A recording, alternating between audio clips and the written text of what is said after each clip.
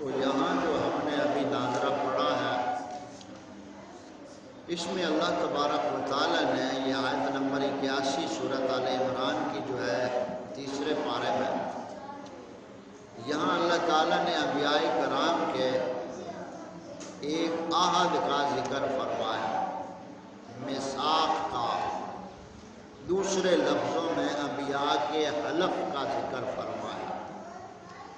3 لفظ میں نے بولے، عہد انبیاء سے وعدے کا، یعنی جو وعدہ اللہ تعالیٰ نے نبیوں سے لیا، میثاق جو نبیوں سے لیا، اور تیسرا عام فہم زبان سمجھنے کے لیے حلف۔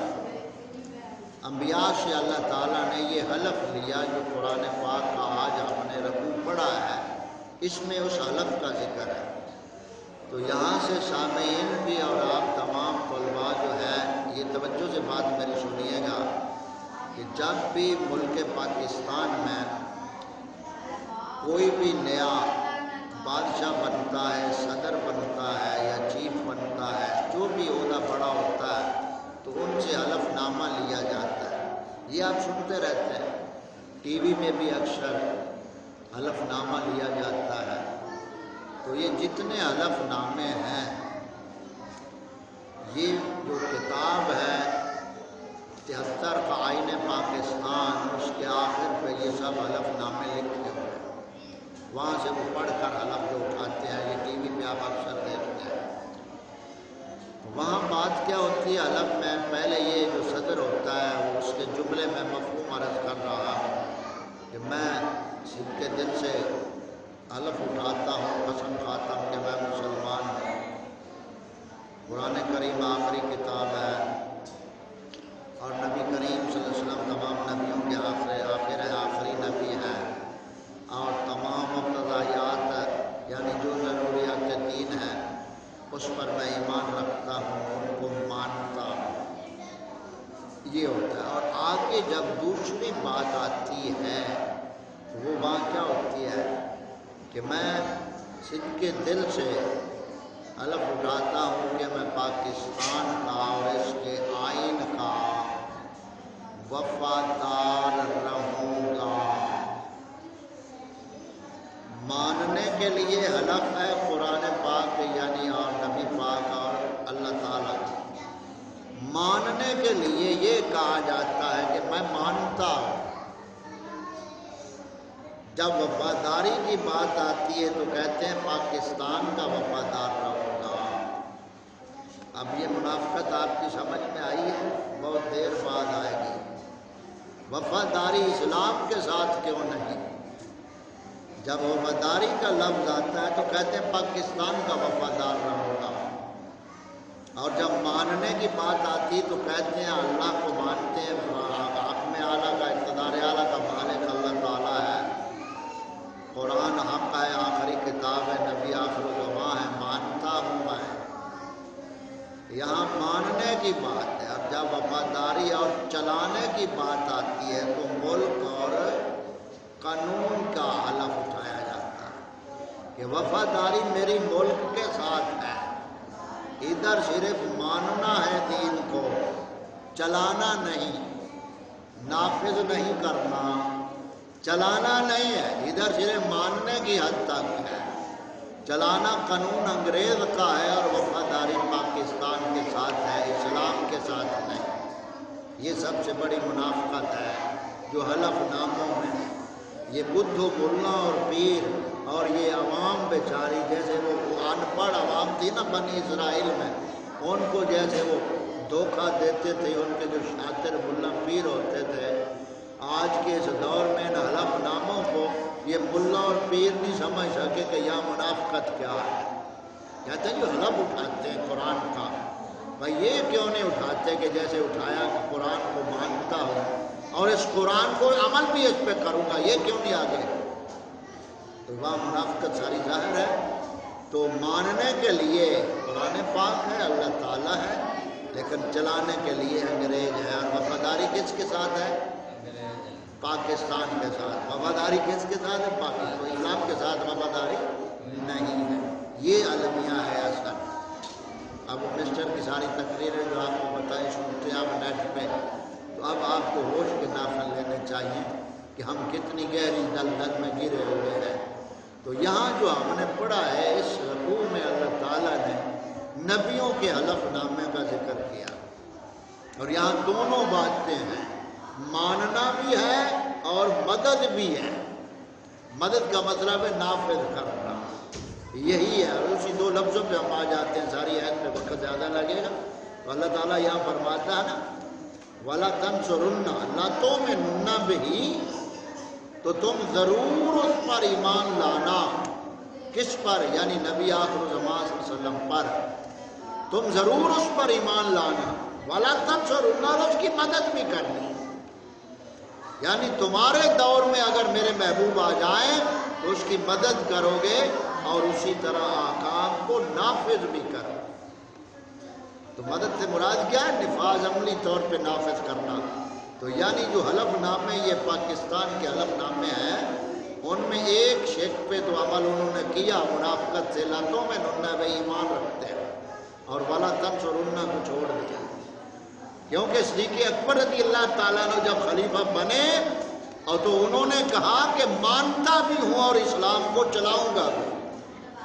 تو یہ اصل دھوکہ دہی ہے جو 74 سال 75 سے جاری اتاری ہے، اور یہ بدھ و ملا اور پیر جو ہے، اور یہ حلف بھی دیتے ساڑھے سامنے عوام کو کھڑی ہوتی بے وقوف۔ تو یہ آج کا ہمارا اس درس میں ایک تو عظمت مصطفیٰ صلی اللہ علیہ وسلم، اس آج میں آپ دیکھیں اللہ تعالیٰ نے تمام نبیوں کی روحوں کو جمع فرمایا، تمام نبیوں کی روحوں کو جمع فرمایا، وہاں جسم نہیں ہے، روحانی اجتماع ہے۔ اور کس کے لیے نبی جمع ہو رہے ہیں؟ روحانی اعتبار سے، روحوں کے اعتبار سے، پیارے محبوب صلی اللہ علیہ وسلم کی عظمت کے اقرار کے لیے، عظمت و شان کے اقرار کے لیے اللہ تعالیٰ نے تمام نبیوں کو جمع فرمایا، اور فرمایا وَإِذْ أَخَذَ اللَّهُ مِيثَاقَ النَّبِيِّينَ، اور یاد کرو جب تیرے رب نے نبیوں سے وعدہ لیا، عہد لیا، حلف لیا۔ محبوب پاک صلی اللہ علیہ وسلم اللہ تعالیٰ فرما رہا ہے محبوب کو وقت یاد کرو جب آپ کے اللہ نے نبیوں سے وعدہ لیا۔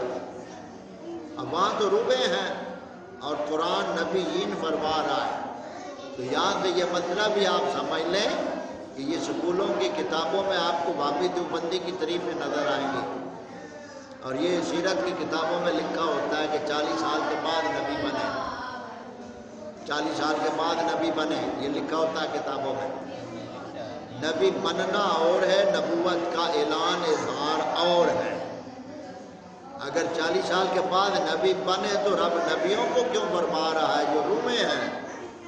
تو نبی ازل سے ہی ہوتے ہیں، آگے اعلان ہوتا ہے، جب اللہ کا اذن ہوتا ہے نبی اس وقت نبوت کا اظہار کر دیتا ہے۔ تو یہ مسئلہ سمجھ آ گیا؟ تو اللہ تعالیٰ فرماتا ہے محبوب وقت یاد کرو جب آپ کے اللہ نے نبیوں سے وعدہ لیا، کس بات کا؟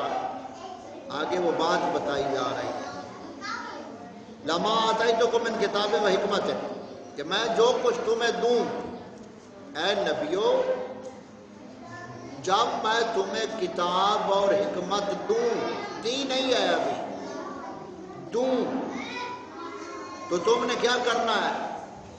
پھر میرا رسول تمہارے پاس آ جائے، یعنی محبوب پاک صلی اللہ علیہ وسلم یہ تمہارے پاس آ جائیں، تو جو کچھ میں تمہیں دوں گا اس کی تصدیق یہ میرا رسول کرے گا، یعنی تم کو کتاب دوں گا، حکمت دوں گا میں، لیکن اس کی تصدیق میرے محبوب کرے گا۔ اور تصدیق کیا ہے؟ لَتُؤْمِنُنَّ بِهِ وَلَا تَنْصُرُنَّ، تو تمہاری کتابوں کی تصدیق فرمائے گا، تم ضرور اس پر ایمان لانا اور اس کی مدد کرنا۔ اب دوسرا مسئلہ یہ بھی واضح ہو گیا، جو کہتے ہیں صرف اللہ مددگار اور کوئی مددگار نہیں ہے، تو رب تعالیٰ نے تو نبیوں کی روحوں کو مددگار فرمایا، میرے محبوب کی مدد کرنی، مددگاروں مدد کرنی ہے۔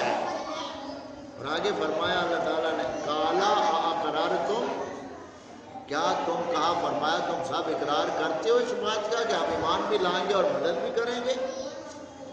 وَأَخَذْتُمْ عَلَىٰ ذَلِكُمْ إِصْرِي، اور اس عہد کے اوپر میرا بھاری ذمہ اٹھاتے ہو؟ یہ نبیوں کی روحوں سے اللہ تعالیٰ فرما رہا ہے، اس لیے بھاری ذمہ اٹھاتے ہو۔ اب دیکھو یہاں افسر کا اپنے سے چھوٹے افسر کو افسر ماننا بڑا مشکل ہوتا ہے، ایسے ہی ہے نا، یعنی جب برابری کا عہدہ ہو تو پھر بھی وہ ایک دوسرے کو باتیں نہیں ہیں، کچھ یہی کرتے ہیں مایت سے اونچا۔ تو یہاں اللہ تعالیٰ فرما رہا ہے میرے محبوب کی عظمت کے اقرار کا بھاری ذمہ تم اٹھاتے ہو اے نبیوں، یعنی اے نوح، کیا میرے نبی کی فضیلت عظمت کو مانتے ہو؟ مولا مانتا ہوں۔ سب نبیوں نے پیارے محبوب صلی اللہ علیہ وسلم کی عظمت اور فضیلت کا اقرار کیا۔ اب اللہ تعالیٰ فرماتا ہے قالوا اقررنا، کیا تم اقرار کرتے ہو؟ قال فشہدوا، سب نے عرض کیا ہم نے اقرار کیا۔ اب اللہ تعالیٰ فرماتا ہے قال فشہدوا، اب ایک دوسرے کے گواہ ہو جاؤ۔ اے نوح تم شیش کے گواہ ہو جائے، شیش تم آدم کے، آدم تم شیش کے، ایک دوسرے کے گواہ ہو جاؤ۔ اے موسیٰ عیسیٰ کے گواہ ہو جاؤ کہ محبوب کریم صلی اللہ علیہ وسلم کی عظمت کو مانا ہم نے اور اقرار کیا ہم نے، اور یہ بھاری وزن اٹھایا ہم نے عظمت کے اقرار۔ اور آگے اللہ تعالیٰ فرماتا ہے اب ایک دوسرے کے گواہ ہو جاؤ، وَأَنَا مَعَكُم مِّنَ الشَّاهِدِينَ، اور میں بھی تمہارے ساتھ گواہ ہوں۔ میں یعنی تم ایک دوسرے کے گواہ ہو اور میں تمہاری گواہی کے اوپر گواہ ہوں۔ آخر میں فرمایا وَمَن تَوَلَّىٰ بَعْدَ ذَٰلِكَ فَأُولَٰئِكَ هُمُ الْفَاسِقُونَ، اب اتنی پکی گواہی کے بعد بھی اگر کوئی پھیر جائے تو وہی لوگ فاسق ہیں۔ فاسق معنی نافرمان۔ تو اب یہ جو ہے نا فَأُولَٰئِكَ، یہ جو فا حرف ہے نا فا، اب یہاں یہ فرق کر دیا اس نے، پچھلی عبارت اور ہو گئی، فَأُولَٰئِكَ والی علیحدہ ہو گئی۔ یعنی نبیوں سے تو ممکن ہی نہیں کہ وہ اقرار سے پھریں، نبیوں سے تو ممکن ہی نہیں کہ اس ہاتھ سے پھریں۔ پھر فَأُولَٰئِكَ هُمُ الْفَاسِقُونَ فرمانے کا مطلب یہ ہے کہ اب آگے مخلوق دوسری کو، یہ مخاطب اللہ تعالیٰ فرماتا ہے کہ اب ماننے والوں میں سے کچھ جو پھرے گا امت میں سے تو وہی فاسق اور نافرمان لوگ ہیں۔ تو یہ فا نے ہمیں فائدہ دیا، فا فاصلہ کر دیا، پہلی عبارت اور ہو گئی اور دوسری اور ہو گئی۔ سمجھ آ گئی اس بات کی؟ موشن کو سمجھ آتی ہے پر دیر سے آتی ہے، آتی ضرور ہے پر دیر سے آتی ہے۔ پہلے آتی تھی حال دل پہ ہنسی، اب کس بات پہ نہیں آتی؟ کعبے کس منہ سے جاؤ گے غالب، شرم تم کو مگر نہیں آتی۔